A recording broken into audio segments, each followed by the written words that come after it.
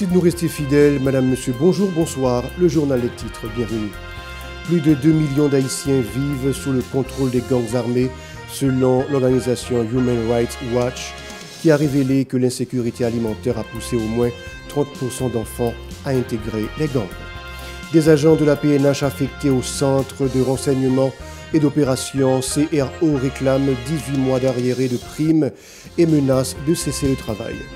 Depuis la décision des autorités dominicaines d'intensifier les déportations en début du mois d'octobre, 8563 personnes ont été expulsées dans le pays entre le 1er et le 8 octobre, selon le dernier rapport communiqué le 8 octobre par l'Organisation internationale pour les migrations OIM.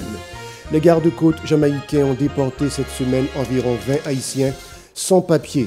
Jean Saint-Louis, alias Tikinken, présumé membre du gang de Desormeaux, a été stoppé par la police de Jérémie.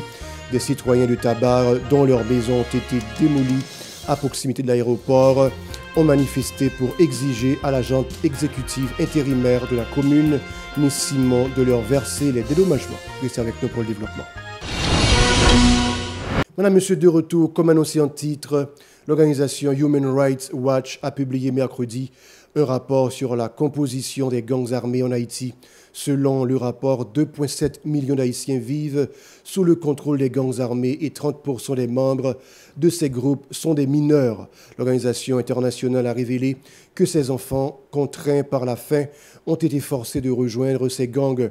Certains d'entre eux sont recrutés dès l'âge de 10 ans pour servir d'informateurs, des commis de course, mais il y en a également qui portent des armes, pillent et rançonnent. Il a indiqué que ceux qui refusent de participer sont battus et menacés de mort. Human Rights Watch appelle le gouvernement à prendre toutes les dispositions nécessaires pour garantir la protection des enfants dans le pays, entreprendre de la réhabilitation et la réinsertion afin de permettre à ces mineurs de quitter ces groupes armés. En marge de la 57e session du Conseil des humains des Nations Unies, qui se déroule du 9 au 11 octobre, le haut-commissaire des Nations Unies, Volker Turk, a présenté mardi un rapport sur la situation d'Haïti. À cette occasion, il a rappelé l'attaque des bandits armés jeudi dernier contre la population de Pont-Sondé ayant causé plus de 70 morts, dont 3 nourrissons ainsi que de nombreux blessés, et l'incendie de biens. Volker Turk a également rappelé l'aggravation de la violence dans le pays entre février et juillet, où des milliers de personnes ont été tuées, déplacées, violées. Le trafic d'organes a augmenté dans le pays. Volker Turk a également évoqué l'aggravation de la violence dans le pays entre février et juillet, période durant laquelle des milliers de personnes ont été tuées, déplacées, violées et où le trafic d'organes a augmenté. Il a déclaré que la crise sécuritaire et l'état de droit peuvent être résolus.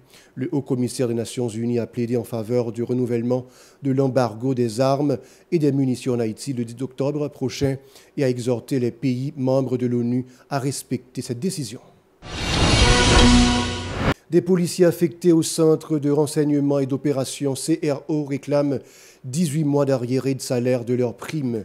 Ces policiers en charge des services de renseignement ont lancé un message au directeur général de la PNH, Ramon Ormil, menaçant de cesser le travail s'ils ne reçoivent pas de communication sur le paiement de leurs primes dans un délai de 24 heures.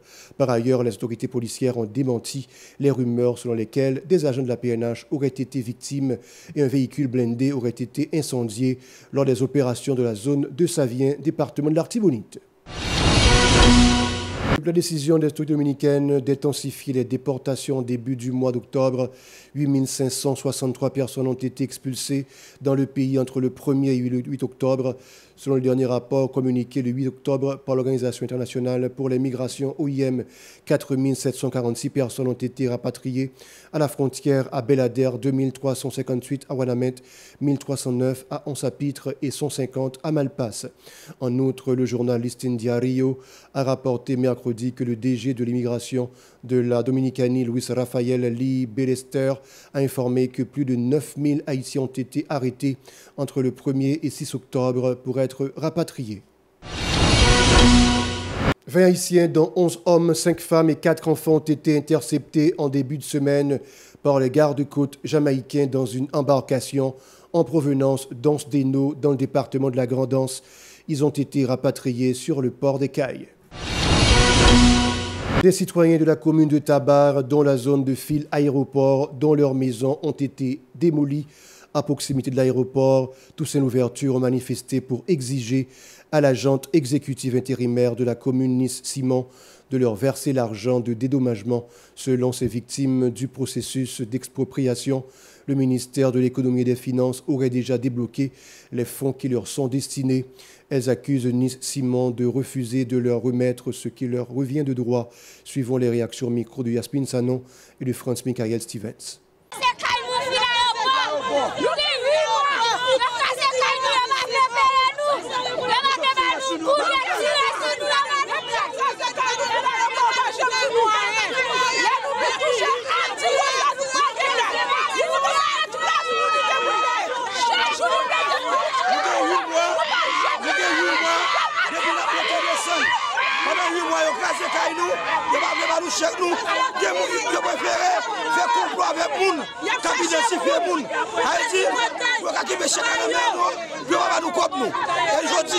Nous mobiliser devant annoncer à ne sortir sans que papa nous l'argent, que financement est nous. Financement est chèque. Si tout chèque là, nous qui fait nous souffrir, nous qui avons 8 mois de monter de son je dis à nous déclarer la guerre contre nous Simon. Nous ne pouvons sortir sans que papa nous coupe nous. Nous avons écrasé le peuple depuis mars. De nos jours, nous avons jamais $1. Après le 1er mars, nous avons jamais $1. Nous avons dit pour continuer de mettre, nous n'avons pas respecté. Ça c'est une. Nous avons dit avant que nous écrasé Kaila, nous avons payé nous avant que nous écrasé Kaila. On fait devoir. Je suis capable parce que c'est l'autorité liée, le président l'emmène, tout le monde l'emmène, il fait affaire, je le fais. Le peuple a venu là pour venir des copies, le peuple a gaz médère encore. Ils ont battu, ils ont maltraité. Mais qui ça le gouvernement ça voulait dire avec le peuple qui la guerre dans la rue? C'est pour que Anne, pas nous. De plus, ces personnes affectées par ce processus d'expropriation dénoncent un groupe de citoyens dont les maisons n'ont pas été démolies reçoivent des chèques à la mairie sous ce prétexte. Ces victimes menacent de passer à une autre phase de revendication. Les autorités locales ne prennent pas les mesures nécessaires pour répondre à leurs demandes. Suivez. Trois étapes dans le processus. Dans la première étape, ils ont crasé toute caille sans aucun processus. Là, on fin crasé caille pendant aucun processus, cela veut dire que pas de raison pour demander mon bagage. Si vous ou pas demander rien, l'autre vient craser. Souvent, verbalement, on vient craser. Vous n'avez pas demander le processus. Chaque jour, il y a des 7 chèques. Chaque jour, il y a passé 2 à 300 moun, il y a des chèques là. Et quand ils ont crasé l'ambassade, nous-mêmes, quand nous crasé, nous-mêmes, nous avons choisi de faire passer misère. Et nous-mêmes, ici, nous choisissons de faire passer misère. Quand nous crasé, nous avons dormi Kaimoun, nous avons pris des déceptions de votre Kaimoun. Pendant ce temps, nous avons crasé, c'est eux-mêmes, nous avons compte. Et nous-mêmes, ici, nous voulons faire passer misère ça même.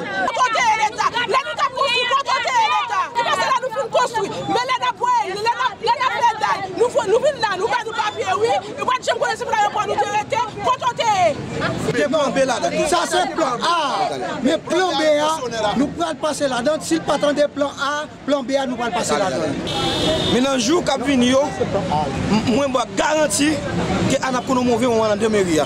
Parce qu'il faut qu'il respecte le peuple qui est là au pouvoir. Parce que là, on a acheté ciment avec fait pour lui faire caille. Et puis un bon jour, une équipe, ils ont crasé toute caille. Ça, c'est bien côté, mal calculé. Et moi, je dis, Anne, craser bouteille là, c'est mais ramasser les Anglais.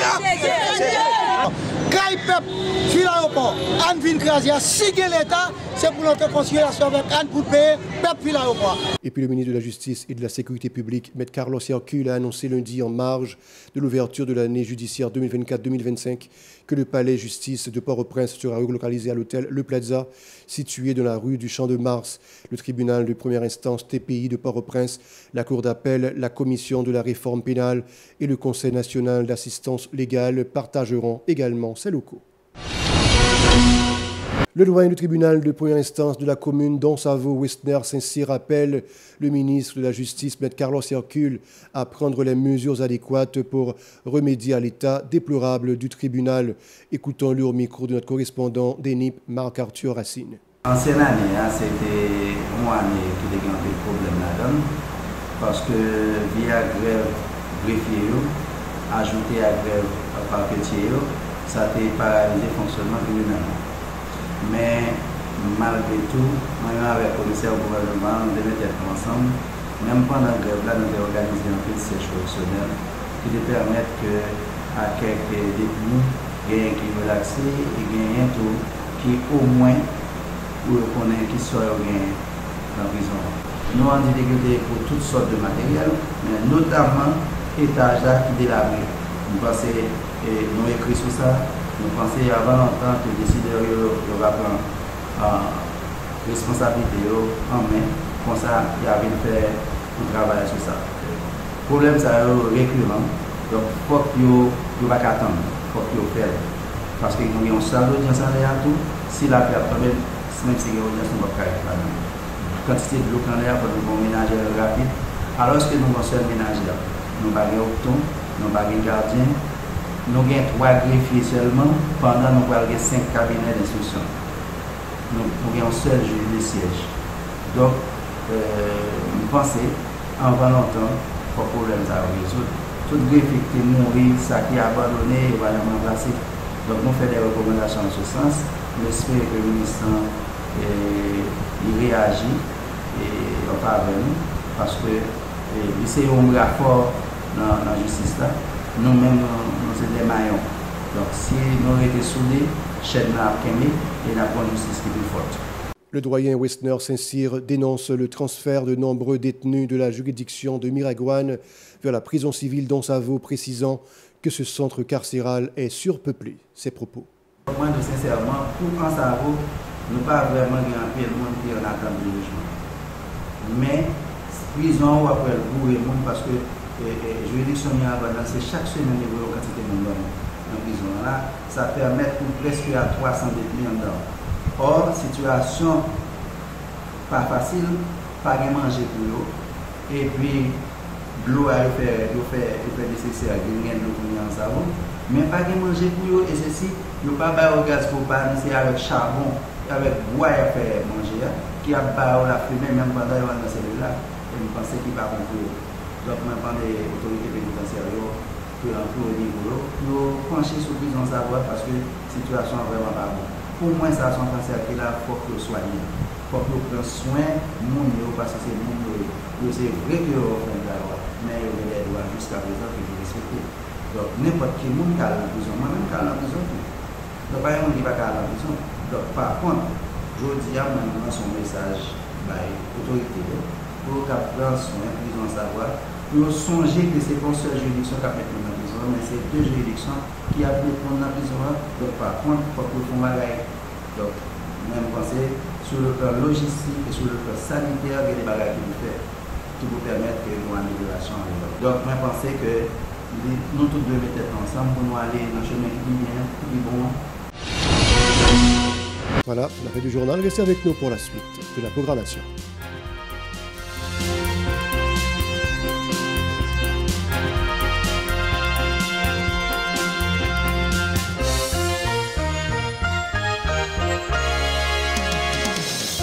Si vous jugez que cette vidéo est intéressante, n'hésitez pas à liker et partager la vidéo. Et surtout, n'oubliez pas de vous abonner à cette chaîne et activer la cloche de notification pour ne pas louper aucune de nos vidéos.